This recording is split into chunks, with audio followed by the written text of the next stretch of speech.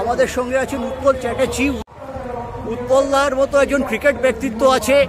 T20 world cup চলছে America West ইন্ডিজে। একটু cricket নিয়ে কথা হোক। কি মনে হচ্ছে ভারতের পারফরমেন্স? যদিও পাকিস্তান ছাড়া তেমন কোনো শক্তিশালী দলের মুখোমুখি এখনো হয়নি। কালকে কানাডার সাথে ম্যাচ বৃষ্টিতে ভেস্তে গেছে। আপাতত ভারতের পারফরমেন্স নিয়ে কি বলবো?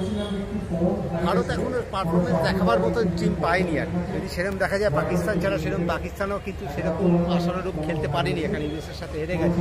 সুতরাং আমি বলবো যে টোটালভাবে ইন্ডিয়া টিমের যা ব্যালেন্স, সেই তার ব্যালেন্স অনুযায়ী যদি 70% আমাদের স্পিনের ডিপার্টমেন্ট যেমন, পেসের ডিপার্টমেন্ট যেমন, ব্যাটিং ডেপথ আছে, অন্তপক্ষে 4 জন অলরাউন্ডার টিমের মধ্যে খেলছে, সুতরাং টিমটার ব্যালেন্স অনেক ভালো অন্যান্য টিমের থেকে।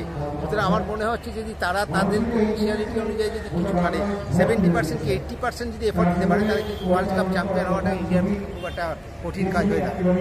কিন্তু একটাই প্রবলেম যে ইউএসের ক্রিকেটের সাথে বা এখনো খেলেনি, মানে এরকম টাইপের ক্রিকেটে ইন্ডিয়ার ক্রিকেটাররা খেলে অভ্যস্ত, কিন্তু এটার সাথে একটু মানিয়ে নেওয়া এখন সবচেয়ে বড় প্রতিপক্ষ হয়ে দাঁড়াতে পারে হয়তো উইকেটই দেখা যেতে পারে। মূল চ্যালেঞ্জার কে? হ্যাঁ, ভারতে তুমি বললে চ্যাম্পিয়ন হওয়ার একটা সম্ভাবনা আছে, আমরা প্রহর গুনছি, কিন্তু মেন চ্যালেঞ্জার কে হতে পারে? মেন চ্যালেঞ্জার হতে পারলে কিন্তু অস্ট্রেলিয়াই হতে পারে। কারণ ক্রিকেট সম্বন্ধে ওদের ধ্যান ধারণা, ওদের যে অ্যাগ্রেশন, এই জিনিসটা যেটা আছে, আমরা ইংল্যান্ডকে একসময় ভাবতাম, কিন্তু ইংল্যান্ডের টিমটা এখন হয়তো কোয়ালিফাই করেছে, কিন্তু ইংল্যান্ডের একটা জিনিস আছে, ওরা অ্যাগ্রেশন দেখালেও কিন্তু পরিস্থিতি যখন ওরা চাপের মধ্যে পড়ে যায় তখন কিন্তু ওরা সেভাবে কিন্তু নিজেদের মেলে ধরতে পারে।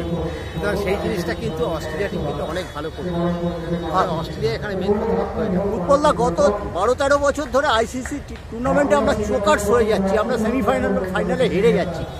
এই ব্যাপারটা থেকে কি বেরিয়ে আসতে পারবো এবার?